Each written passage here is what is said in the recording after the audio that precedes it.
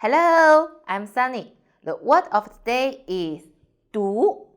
In this video, I will teach you how to pronounce it, how to write it, and how to use it.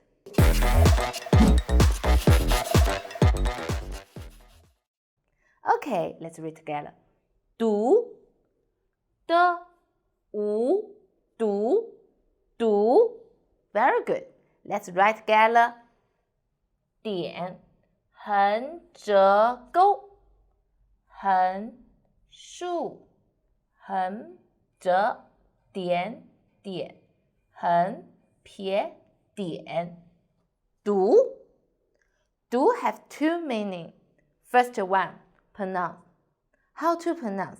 怎么读 So if you have some question you want to ask a teacher, you can say how to pronounce 怎么读 And second meaning, read.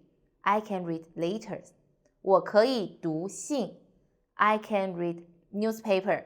我可以读报纸 Comment and tell me what can you read. 评论告诉我你可以读什么 Okay, that's all. Thanks for watching. See you next time. Bye bye.